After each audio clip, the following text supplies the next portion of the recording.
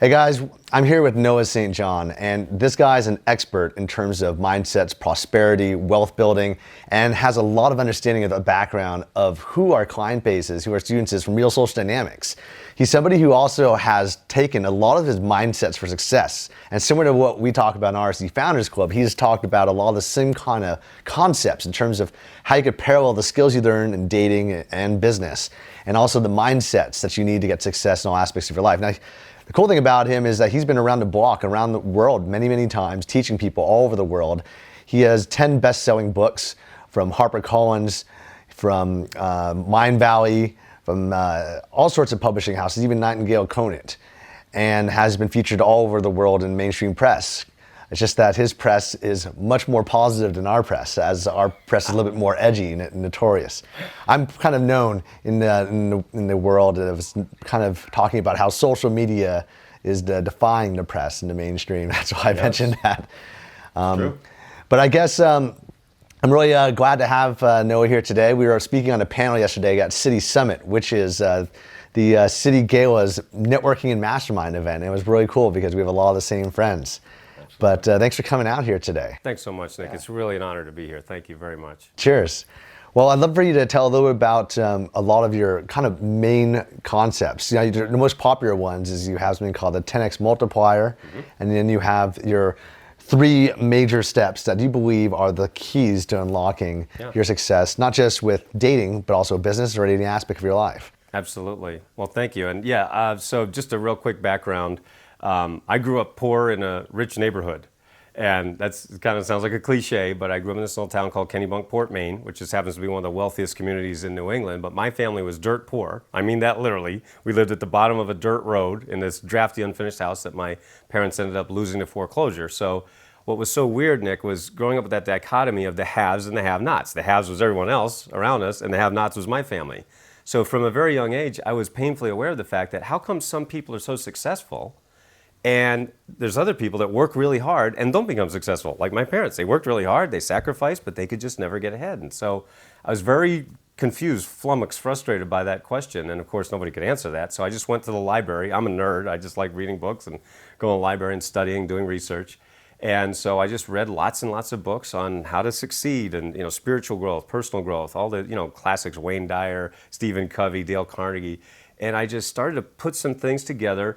And then back in 1997, I had these 2 epiphanies that really changed my life. And the first epiphany was realizing why so many people are using these positive statements, which we are typically called affirmations, and yet they're not really working.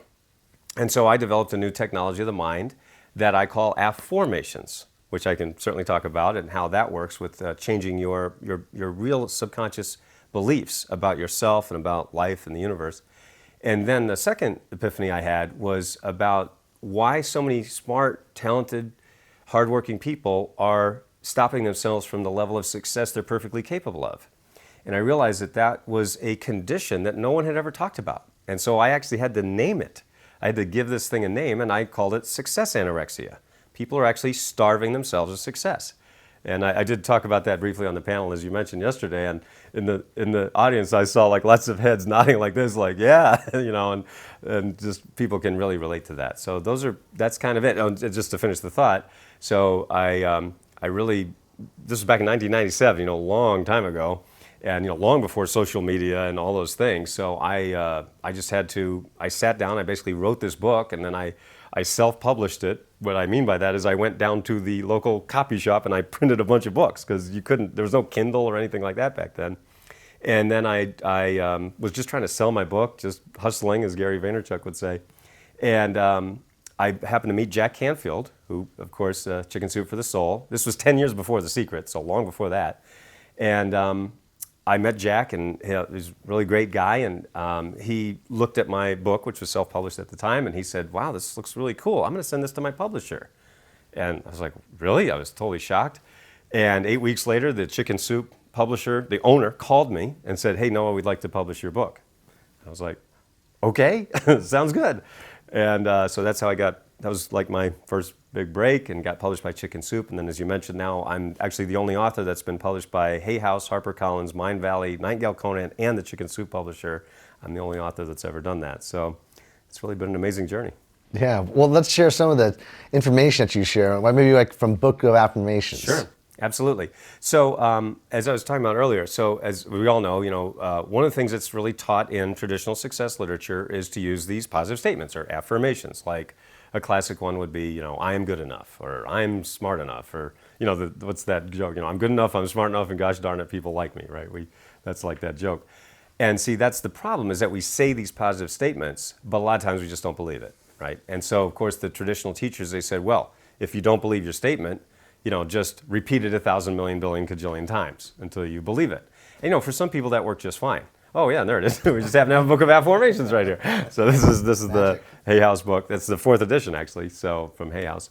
But thank you. And so I was doing everything they told me to do, writing them down and putting them in the positive, everything they say, right? And it wasn't working. I was still frustrated. I was broke. I was miserable. I couldn't get a date to save my life. I mean, it was like, gosh darn it, this really sucks, So I was in the shower one morning. I tell a story in the book. I call it the shower that changed everything, right? Because of course we all have ideas in the shower, right? You have those shower moments. And I realized, now wait a minute, what are we talking about? We're talking about beliefs. What is a belief? A belief is a thought. Okay, so what is thought? And I realized that human thought is a process of asking and searching for answers to questions. So I said, well, if that's true, then why are we going around making statements we don't believe? Why don't we just cut out the middleman and go right to the question? And I said, I don't know, what would that look like? Well, let's see. You got the statement, so let's take a classic statement. I like to do this at my live events. I have everybody stand up and I say, okay, we're gonna say a statement. Everybody say, I am rich. And we go, I am rich. You know what happens next? Everybody starts laughing. And I go, what are you laughing at? They go, well, I don't believe it. Yeah, but you just said it. Yeah, but I don't believe it. So that's the problem. There's nothing wrong with the statement. The problem is we don't believe the statement. So I said, if that's the statement, then what would the question be? Why am I so rich? Why am I so rich? And when you ask that question, your brain automatically starts to search for the answer. And of course, we all know about the law of sowing and reaping, which is sometimes called the law of attraction, meaning as you sow, so shall you reap. On our campus, we just say the law of sowing and reaping because the law of attraction has gotten a little, kind of off track. But basically, it's as you sow, so shall you reap, right? What are we sowing? We're sowing seeds of thought.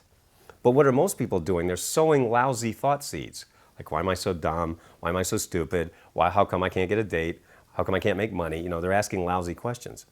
But guess what? You ask lousy questions, you get lousy answers. That means a lousy life. So I said, what if we just flip the whole thing around, start asking empowering questions that lead to phenomenal answers and create a wonderful life?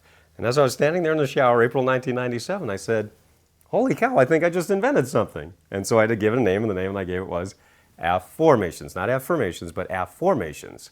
And so that word actually comes from the Latin word formare, which means to form or give shape to. Now the word affirmations, the one we're all used to, the old style, comes from the Latin word firmare, which means to make firm. So what I often ask my clients is, what if you're making something firm, but it's in the wrong form? That's called forming a life you didn't want. Why am I so broke? Why am I so stupid? Why can't I get a date? Why can't I make more money? Why isn't my business growing? You're asking lousy questions and you get lousy answers. So now with Afformations, for the first time, you can actually change the questions you're asking, change the questions, and change your life. So we've got really incredible, amazing stories of people who have found the love of their lives. I'm one of them. I found the love of my life, using Afformations and my other methods. But people who've doubled or tripled their income, people who quit smoking, overcome addiction, literally people who've come back from suicide. I mean, just amazing, amazing stories when you learn how to get rid of that head trash. Yeah, I love your inner game ideas because my business partner is very well known for preaching all sorts of inner game tactics and strategies and mindsets for success. And a lot of what you were talking about yesterday, even the term inner game itself, was one of the things that is kind of well known in our industry as well. Mm-hmm. That's right. Yeah. Well, so what a lot of people in the industry talk about is the naturals, right? You hear that term, the naturals. So one of the ways that I talk about is the naturals of success. It's not just the naturals with dating, or with women, because it is absolutely true. But what that really means, when you break it down, is they're doing things unconsciously. They are unconsciously competent at succeeding in relationships. But what I also realized is people are unconsciously competent at success in life. But what that really means is they can't teach you what they're doing. Like, as you know, what's the worst advice you can give someone when it comes to dating or relationships? Just be yourself, right? That's the worst advice. Everybody's heard that, and it doesn't mean anything. Just be yourself. What that always comes from, it always comes from a natural who is themselves, but themselves is the right self. So when it comes to like a nerd like me, and they would say, just be yourself, I'd be like, that doesn't help, right? Being me is not going to get me what I want. And so I had to break down those steps, and that's one of the reasons why we have such amazing success stories. Yeah, that's actually one of the reasons why we created this company, was because back in the day, people were saying, just buy her flowers, buy her chocolates, and then she'll like you. But that's because the girl already likes the guy, and then you just buy her chocolates, you're in a relationship, and it's not just because you're buying her flowers and chocolate, she's attracted to you. Exactly. And I think a lot of the concept in terms of like be yourself, it's more about being your best self, because a lot of people have to go through that identity level change process. Without a doubt, absolutely. And so what you're talking about is what I refer to as head trash, right? So that head trash is one of the big mistakes that people make in, when it comes to dating and relationships. Not just men, but women too, all right? But, we're talking to guys mostly. But the point is that, that head trash, what I look at that as, Nick, is that when somebody's saying to yourself, and the most common belief that we humans have is, I can't do it because, and then ... and you just fill in the blank, right? I can't do it because I'm too old. I can't do it because, or let's say, you look at that girl across the room, right? And it's like, oh, well, she would never talk to me because I'm not rich, because I'm not good looking enough, I'm not tall enough, I'm not whatever, right? And you immediately take yourself out of the game before you even got up to bat, right? And so that's head trash. But you understand that without getting, first of all, understanding that you have it, understanding what it is, and then taking the steps to get rid of it, there's no way you're going to, I can teach you all the mechanics, if you will, like you were saying, do this, do that. But that's what I call the outer game, right? That's, okay, what do I say in that? But that's 10%. That's the tip of the iceberg. The underlying part, the 95% is getting rid of your head trash, getting rid of that guy in your head that says, I can't do it because. Well, you have this kind of a famous process. I guess it's like your 3 steps for removing head trash. Yeah. Let's talk about what that's about. Yeah, absolutely. So the first step really is to understand, what is your head trash saying? All right, so I can't do it because ... Well, what's your ... right? So again, like for guys, the typical one is, well, I'm not rich enough, I'm not good looking enough, I'm not tall enough, I don't have enough hair, or whatever. We just make up this bullshit stuff, right? That takes you out of the game. So that's the first step, is to just, okay, write down what's your head trash. Number 2 is to understand, where did it come from? Right? And so let's say, I'm not rich enough. So she would never talk to me because, here she is, she's really good looking, and, I got to be rich, or, whatever. So where did that belief come from? Maybe it came from society. I mean, it is out there, right? And in fact, one of the speakers yesterday, he was saying that I made enough money so I became good looking, and that's true, I mean, it does happen. But my point is that, okay, so that's what is out there, but do you have to buy that? Do you have to really, that has nothing to do with anything, right? And it's about, as we know from our work, it's about how you make people feel, right? That has nothing to do with, and of course, people with money can, be not very nice, and people without money can be really nice, and vice versa. Money is irrelevant. Definitely. I mean, I think that dating, pickup, and working and hustling for business are the 2 things that you could do regardless of how much money you have. And also, exactly. I think that in terms of money, I think that whether you have just this much money or this much money, the only thing that really has changed in my life from not having money and having money has been transportation. Maybe I could fly in nicer planes and stay in nicer hotel rooms, but everything else in my life is the same. Well, and see, this is one of the things I teach all the time, and I'm glad you brought that up, because what I teach my clients is, money doesn't change anything. It reveals everything. So money acts as a magnifying glass, right? So whatever you are, money will make you more of that. So if you're a poor jerk and you get money, you'll just be a rich jerk, but jerkier.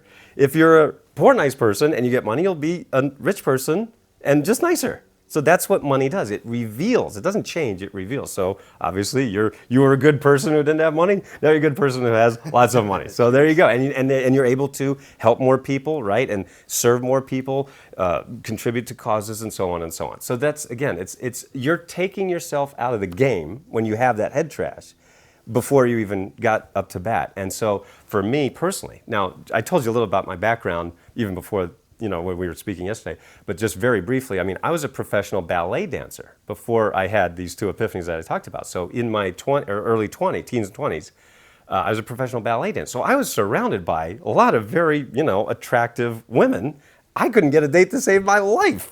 I had no confidence, no game whatsoever. And when I was, my growing up, I had these Coke bottle glasses. I had, a face full of acne. I had, I didn't have shoulder width hair. Didn't have shoulder length hair. I had shoulder width hair. So I had like this afro. So I looked really weird. Let's just put it that way. So I was a non-chick magnet. Let's just say that. So my point is, I had lots of head trash that says, oh, I could never get a pretty girl to go out with me and stuff. And so it was going through this process. And now I have this amazing, beautiful wife who's off camera here, who's, just stunning, and everybody falls in love with her because as beautiful as she is on the outside, she's even more beautiful on the inside. And so I was literally telling myself, well, a girl like that would never want to be with me, I had that head trash. And so it was only going through this process and then using Afformations and then what we also call our power habit system, because I teach about the power habits of unconsciously successful people. That's what I was talking about a moment ago about the naturals, right? The naturals of success. Because they're unconsciously competent, they literally can't tell you what they do. They are just doing it and saying, well, just be yourself. That's the best advice they can come up with, right? And they're not lying because they are themselves, but they're the specific self that works. And so for the rest of us, for the nerds like me who can't get a date to save our life, where does that leave us? So I had to break that process down. And as you said a moment ago, the beautiful thing is the power habits and Afformations, it works perfectly. It works exactly the same for relationships, works for business, works for finances, your health. Like I said, about people overcoming addiction, quitting smoking, losing weight, just feeling better about yourself. So it really applies to everything. What are the habits that you think are most important? I think one of the most important habits is definitely what you say when you talk to yourself. Okay, again, getting rid of that head trash. So as I was saying, understanding what it is, where did it come from, and then you literally just physically changing it from, so again, the typical one is, I'm not enough. That's just the typical default human belief, is I'm not enough, right? I'm not enough because, or I'm not tall enough, or I'm not rich enough, blah, blah, blah.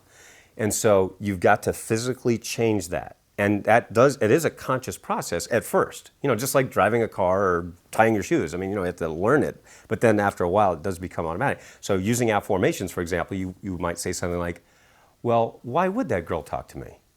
Instead of saying, oh, that girl would never talk to me, why would that girl talk to me? Well, I'm a good conversationalist.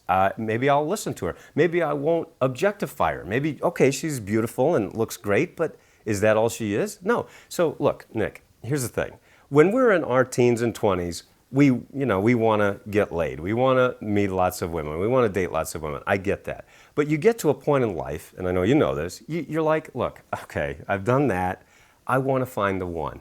Whatever age you are. Whether you're 25, 30, 35, whatever the age is. But you get to a point in life, you're like, I just want to find the right one, because I've done that enough.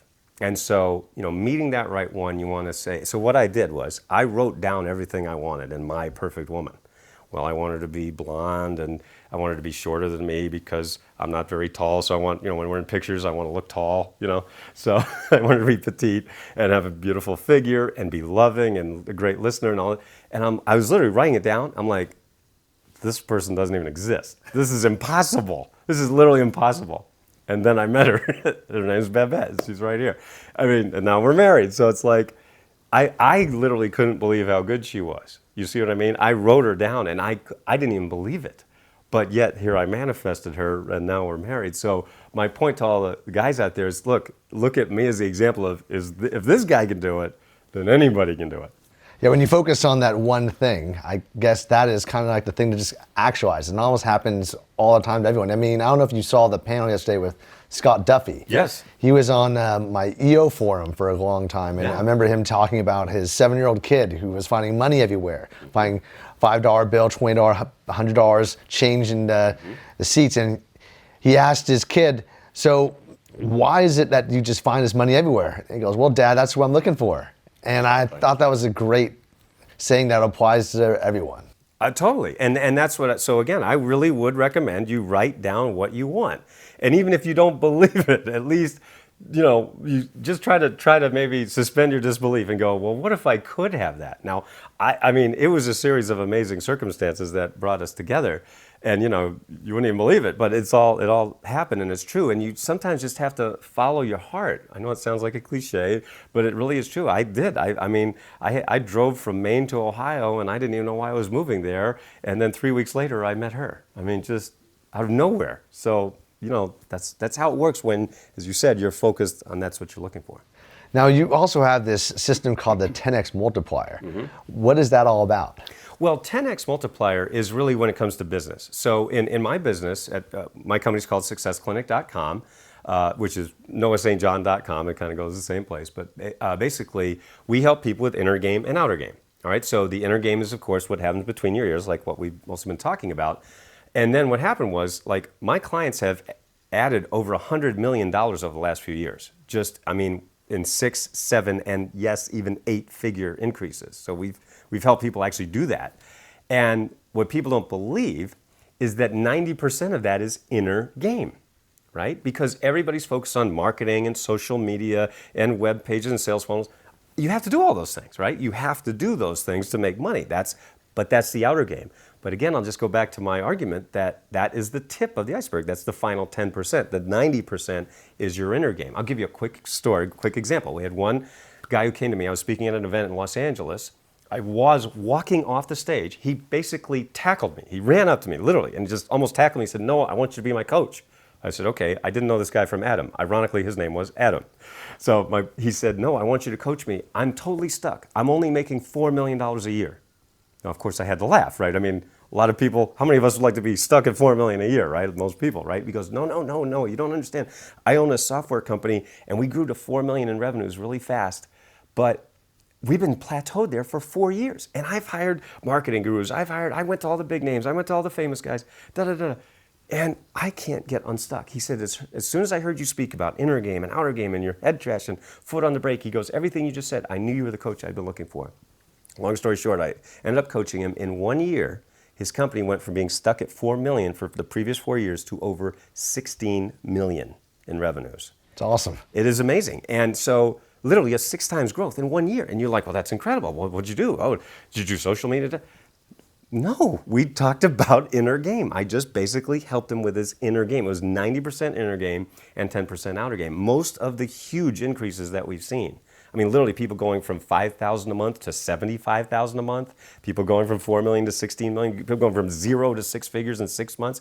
All of these are real stories. You can go to our website and just read the stories. Go to noahstjohn.com. But my point is that 90% of that is inner game. But what happened was people, then they kept saying, well, great, Noah, you fixed my inner game. Now can you help me with my outer game? So now the 10X method is basically where you automate your business. Because as you well know, the point about scaling is automation. That is the point. That is where we're at now, which is awesome that we have technology and we have the tools that we can automate. So just as a quick example, before, like as a speaker, I've been speaking for 20 years now. And so, you had to basically run around, get on a plane and speak, and then you go on another plane and go speak, and, but that's not scalable, right? So what is scalable? What's scalable is digital online programs, right? For example. And so, like, I basically had to take all the stuff that's in my head and put it out online. So now people in over 120 countries have, bought my programs. That wouldn't have been possible if I had to get on a plane and go to all those places, right? So that's part of what we do now is we literally help people take what's in their head. I call it productize your genius. Taking what's in your head, like as another example, we had a doctor, a 4th generation chiropractor, her name's Dr. Stacy up in Canada. She came to one of my events and she said, Noah, this is great. I really want you to help me to get more patients and build my practice because I want to make more money. I said, great, Stacy, you do realize you just asked me to make your life more miserable, right? She said, what do you mean? I said, okay, there's only one of you, right? She goes, yeah. How many hands do you have? 2. How many places can you be at once? 1. Okay, so you want more patients, so that means you're going to be adjusting more patients, and that means you won't see your family more, and you won't take more time off, and you're going to be making more money, but you're going to be more tired, more exhausted, and then you're going to be unhappier. She goes, gee, I never thought of that. I said, now, do you teach your patients about like health? Of course. Teach your patients about weight loss? Of course. Balanced living? Of course. Can we take what's in your head, put it out in a digital program, and then you can sell it to the world? And people can be all literally around the world just as easily across the street. She goes, oh, I never thought of that. Long story short, She never had even a thought of online products. Now she's got a half a dozen online products. She does live events, mastermind, and she's taking her family, which is her dream vacation, her family on a trip to the Grand Canyon. That was her dream. She always wanted to do that. And she literally wrote, you go to our praise page and read her endorsement, her story, which is, I literally thought I was going to be adjusting patients for the rest of my life. And now I have freedom that I never even thought I had. So just amazing stories like that. It's interesting to hear you talk about the combinations between inner game and outer game, because for us, we kind of define game as the expression of your inner self, using the rhythms of that expression of who you are to control interactions or lead interactions to make it go in a direction that you want to go. Mm-hmm. And I guess in terms of business, you're kind of focusing on that inner game first, so people can apply these outer game tactics, probably because so many people have mental success barriers of some kind that's stopping them from doing those things. What do you think of those most common sticking points that people are getting into that they need to break through? I think it always comes back, Nick, to I can't do it because. I think if we could take everybody watching, and if I were to be able to talk to them or just get on a phone call with them or whatever, I think if we boil it down, it comes down to I can't do it because. And then, of course, you fill in whatever yours is. But that's really what everything comes down to. That's why I love to share these success stories, because what I see in this industry that bothers me is that a lot of there's a lot of gurus out there, a lot of big names and stuff, and what they always talk about is their story, their success. Hey, I made all this money. Great, that's great for you. Have you helped anyone else make money? Have you helped anyone else get relationships? Have you helped anyone else overcome addiction or whatever it is? And I don't hear those stories. I hear a lot about, it's all about, me. And so one of the things that I love to do is share stories about my clients. To me, it's more important that I've helped others succeed. That way it's not me, it's not personality driven. It's not about my personality. It's a system that anybody can do. I mean, yes, I'm the example of that, but I'm only one example of that. We've got hundreds of examples of how that works. So in terms of sticking points, and that's why I love to share that story that I share with Adam, because making $4 million a year, most people would be, saying, oh my God, I can't even imagine, that must be so great. But yet he knew he was stuck. So I've literally had people come to me and say, Noah, I'm totally stuck. I'm only making $40,000 a year. I've had other people say, Noah, I'm totally stuck. I'm only making $400,000 a year. And I've had other people say, Noah, I'm totally stuck. I'm only making $4 million a year. You see what I mean? The number doesn't matter. It's all about what's here and what you're capable of. And that's what we love, seeing people just grow and blossom, and it's really exciting. So in terms of automation of systems, right. It sounds like a lot of what you're preaching is the technology and pushing things forward, because we talked a little bit about that. Mm-hmm. And I thought that was interesting. I'm just assuming that because you're talking about how you got this global following, not from flying from plane to plane. The funny thing is I actually did both. I actually went to 270 cities in 6 months in 70 countries, flying 3 times a day in order to build our following. Not many people can do that. That's really remarkable. That's amazing. But I did it by spending just a couple thousand a month. And I actually talk a lot about that with my clients. But that's great. The systems in terms of technology, the automation part, I know that as the very beginning, because my mentor was Corey Rudel, you might know. Yes, definitely. Yep. And he always focused on building systems as the creator of internet marketing and internetmarketing.com. Yes. And I guess in terms of the technology and systems, what are you advising your clients to do? Well, in terms of just the nuts and bolts of it, we're a big fan of ClickFunnels. That they've, I think, done a nice job of making it pretty darn easy for anybody to put up a landing page where, of course, you have to have some kind of a lead magnet, to use Ryan Dice's term, and that's kind of the standard term right now. Ryan Dice is a good friend, and I think he's a really great internet marketer. I was in a war room with him. Yeah, he's great. And so, he actually was somebody who I met at a bar with John Ozeroff. Yes. And Yannick Silver, him. Yep. And then me and another guy named John Reese.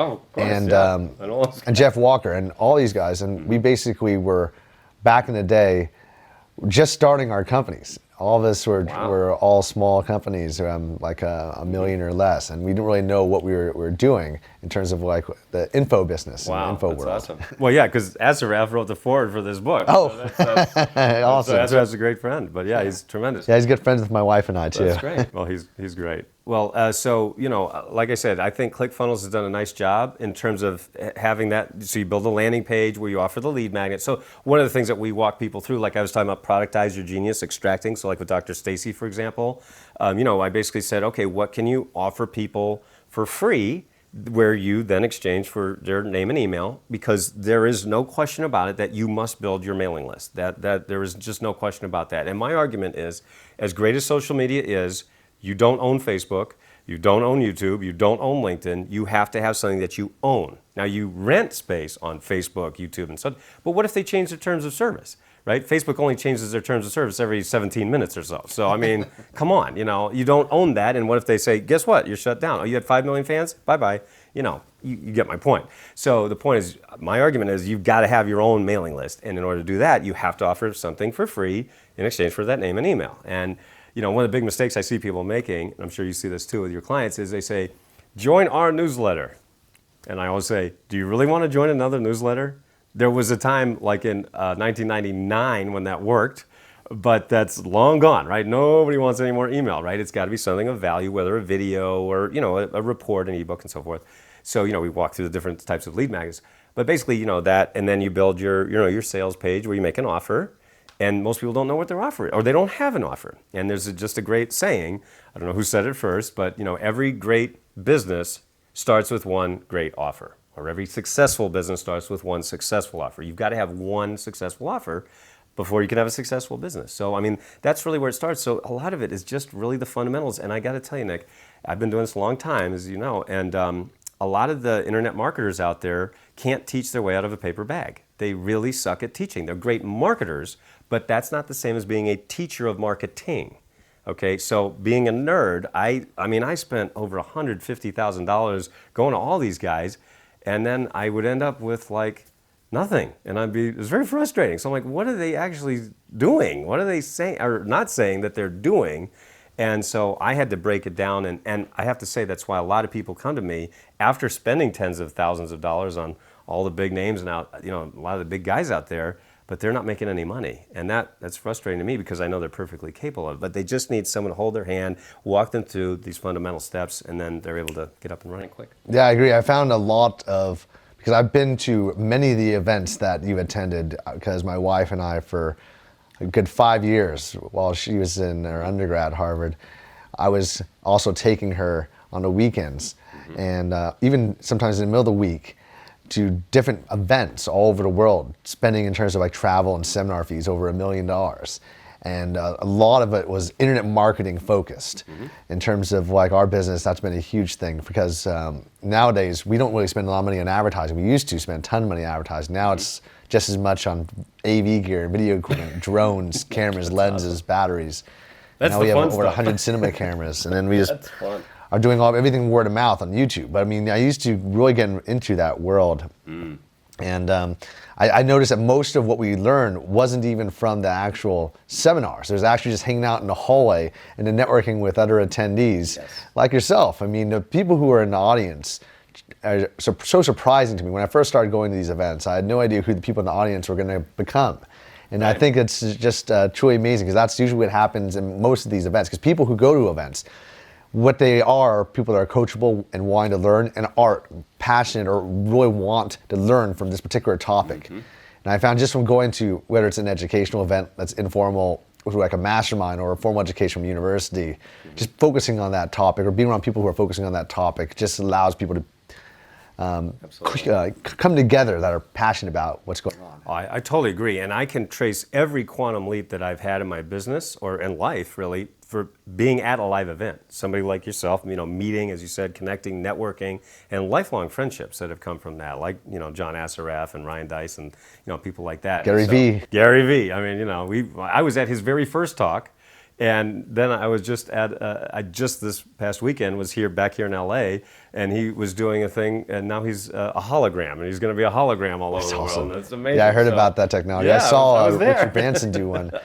Yeah. I've went back in the day. I was hanging out at a Aspen ski resort with the Summit Series when they were first creating their company, right after their Mexican retreat. They created their first retreat that was on in Aspen, and back then I was hanging out with Gary Vee, Tony Hsieh, and Drew Houston from Dropbox. And all of us at the time had the same size company as well. That's amazing.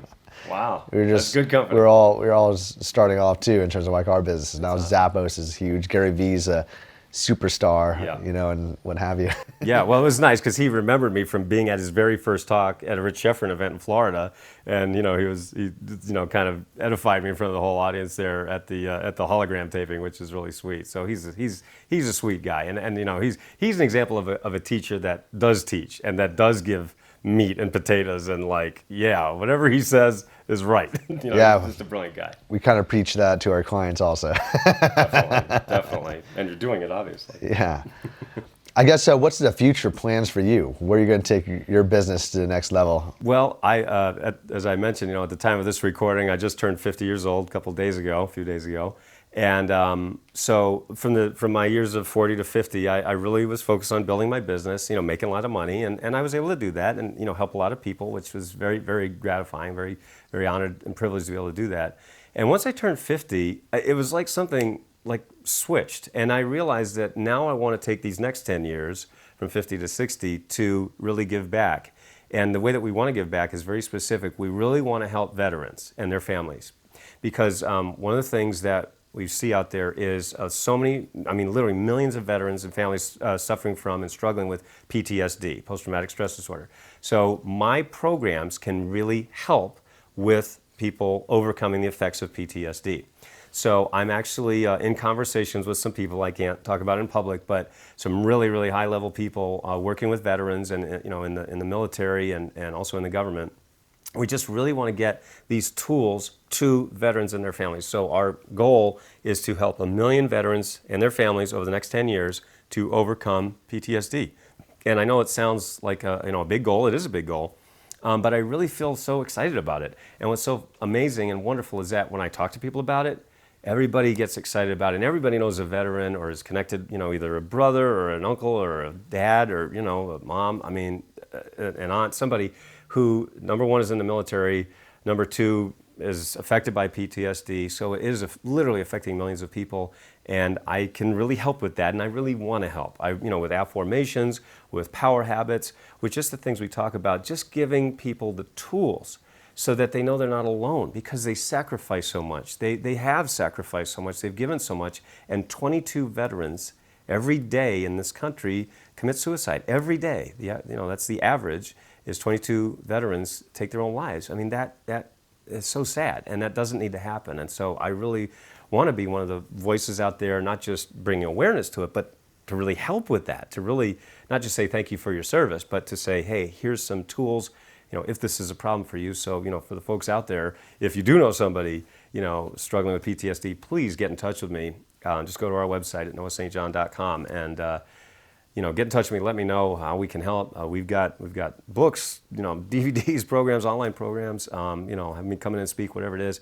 But I'm just really excited about that because making money is a great thing. And money, as you said, it gives you more opportunities. To me, I look at money as giving you options. When I didn't have any money, growing up poor, I had no options. I had to go to work. I had to go work for the man, and I hated it. I hated every second of it because I knew that I was here to do something. I didn't know what it was, but I didn't want to do those things and, punch a clock, and I hated it. And so now that I'm able to do that, or, have that freedom and have money, it does give you options. It's like now, okay, I own my life. And so now I want to take these next years to give back, and I'm really excited about that. Awesome. Well, I'll put those links in the video description below the video. Thank you. Thanks so much for coming out for the interview, bro. This has been awesome. Thank you, Nick. It's been a pleasure. Cheers.